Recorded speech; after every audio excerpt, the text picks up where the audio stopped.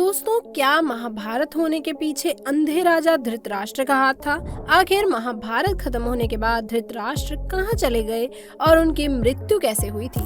धृतराष्ट्र एक अंधा राजा महाभारत के युद्ध में सबसे बड़ा खलनायक भी माना जाता है, क्योंकि वो चाहते तो इस युद्ध को रोक सकते थे, परंतु उन्होंने अपने पुत्र मोह में इस वंश का नाश करवा दिया।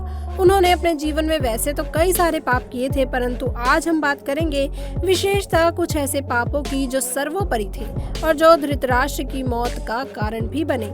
यह कहना गलत नहीं होगा कि धृतराष्ट्र आंखों से नहीं बल्कि मन और बुद्धि से भी अंधे हो चुके थे, क्योंकि जब भीष्म ने धृतराष्ट्र का विवाह गांधार की राजकुमारी गांधारी से कर दिया, तब गांधारी को पता चला कि मेरे पति की आंखों की रोशनी नहीं है, वो एक अंधा है। तब पत्नी का धर्म निभाते हुए उन्होंने भी आंखों पर पट्टी बांध ली। क्या आप जानते हैं कि गांधारी का विवाह धृतराष्ट्र से करने से पहले ही ज्योतिषों ने सलाह दी थी कि गांधारी के पहले विवाह पर संकट है, अतः इसका पहला विवाह किसी और से करवा दीजिए और फिर धृतराष्ट्र से करें।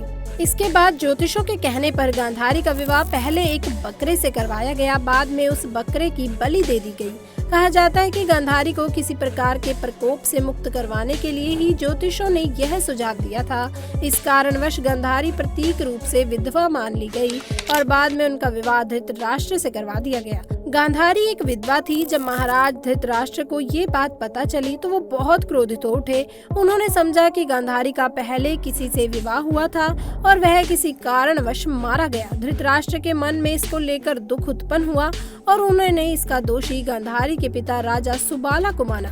धृतराष्ट्र ने गांधारी के पिता राजा सुबाला को पूरे परिवार सहित कारागार में डाल दिया। कारागार में दंड स्वरूप उन्हें खाने के लिए केवल एक व्यक्ति का भोजन दिया जाता था।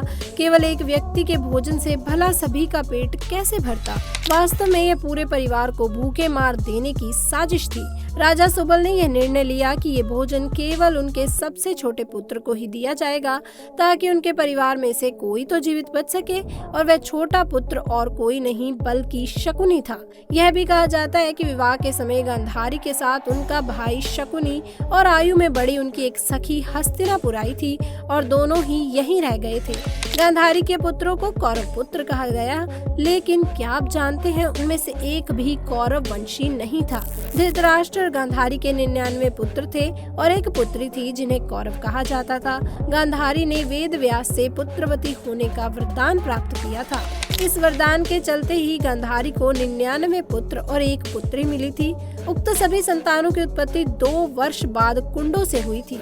गांधारी की बेटी का नाम दुशाला था। कहा जाता है जब वे गर्भवती थी तब धृतराष्ट्र ने एक दासी के साथ दुष्कर्म किया था, जिसके चलते युयुत्सु नाम का एक पुत्र का जन्म हुआ। इस तरह कौरव 100 हो गए। पुत्र के मोह में करवाया युद्ध। पुत्र मोह में अंधे हो चुके धृतराष्ट्र नीति को जानते हुए भी पांडवों के साथ अन्याय कर रहे थे, लेकिन राजा और राजसिंहासन के प्रति निष्ठा के चलते भीष्म उनके साथ बने रहे। धृतराष्ट्र ने अपने पुत्र मोह में सारे वंश और देश का सर्वनाश कर दिया था। धृतराष्ट्र चाहते तो वे अपने पुत्र के हठ और अपराध पर लगाम भी लगा सकते थे, लेकिन उन्होंने ऐसा कुछ नहीं किया और दुर्योधन को गलती पर गलती करने की अप्रत्यक्ष रूप से छूट दे दी। पांडवों के साथ हुए अति अन्याय के चलते ही महाभारत युद्ध हुआ। राज सिंहासन पर बैठे धृतराष्ट्र यदि न्याय करता होते तो यह युद्ध टाला भी जा सकता था। विदुर ने कई बार धृतराष्ट्र को नीति और अनीति के बारे में बताने की कोशिश की, लेकिन धृतराष्ट्र ने सब कुछ जानते बूझते हुए विदुर की बातों को नजरअंदाज कर दिया। चीरहरण के समय धृतराष्ट्र का चुप रहना। द्रौपदी की भरी सभा में चीरहरण के समय भी भीष्म और धृतराष्ट्र चुप रहे और तमाशा देखते रहे। इसी के चलते भगवान कृष्ण को भी महाभारत युद्ध में कौरवों के खिलाफ खड़े होने का फैसला करना पड़ा। चीरहरण महाभारत की एक ऐसी घटना थी जिसके चलते पांडवों के मन में कौरवों के प्रति नफरत का भाव स्थायी हो गया था। ये एक ऐसी घटना थी जिसने प्रतिशोध की एक ऐसी अग्नि को जन्म दिया था जिसमें सभी जल रहे थे, और इस प्रतिशोध का परिणाम इतिहास का सबसे बड़ा युद्ध महाभारत हुआ। इसे धृतराष्ट्र की सबसे बड़ी भूल कहा जा सकता है। अधर्म का साथ दिया। वयोवृद्ध और ज्ञानी होने के बावजूद धृतराष्ट्र के मुंह से कभी भी न्याय संगत बात नहीं निकली। पुत्र मोह में उन्होंने कभी गांधारी की न्यायोचित बात पर ध्यान ही नहीं दिया। गांधारी के अलावा संजय भी उनको न्यायोचित बातों से अवगत कराकर राज्य और धर्म के हितों की बात बताता था, लेकिन वे संजय की बातों को भी नहीं मानते थे। वे हमेशा ही शकुनी और दुर्योधन की बातों को ही सच मानते। वे जानते थे कि अधर्म और अन्याय कर रहे हैं, फिर भी वे पुत्र का ही साथ देते थे। अधर्म का साथ देने वाला एक अधर्मी और खलनायक ही हो सकता है। भीम को मारने की इच्छा।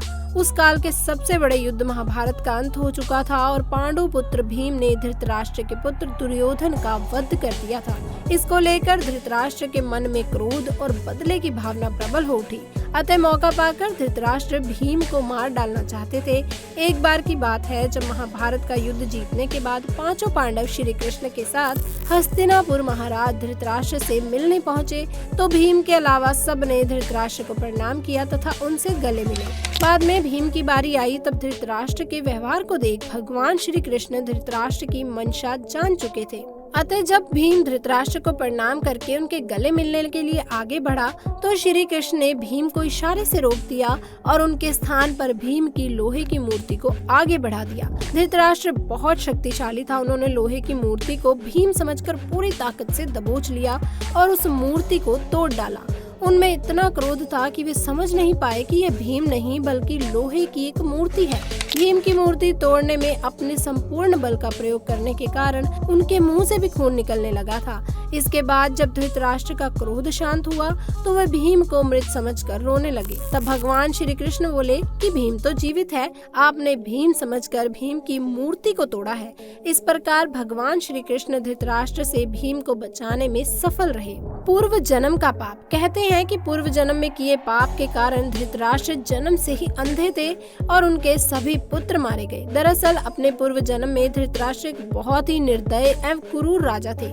एक दिन जब वे अपने सैनिकों के साथ राज्य भ्रमण को निकले, तो उनकी नजर एक तालाब में एक हंस पर पड़ी जो अपने बच्चों के साथ आराम कर रहा था।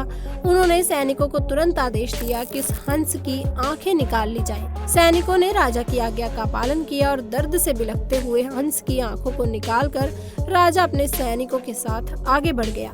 उस हंस की असहनीय पीड़ा के कारण उसकी मृत्यु हो गई। इस घटना को देखकर उसके बच्चे भी मृत्यु को प्राप्त हो गए। मरते वक्त हंस ने राजा को श्राप दिया था कि मेरी ही तरह तुम्हारी भी यही दुर्दशा होगी। इसी श्राप के कारण अगले जन्म में धृतराष्ट्र अंधे पैदा हुए तथा उनके पुत्र उसी तरह मृत्यु को प्राप्त हुए जिस तरह हंस के हुए थे। अब बात करते हैं कि उनकी मृत्यु कैसे हुई। महाभारत युद्ध की समाप्ति के 15वें वर्ष बाद धृतराष्ट्र, गांधारी, संजय और कुंती अपना संपूर्ण राजपाट त्याग के वन में चले गए।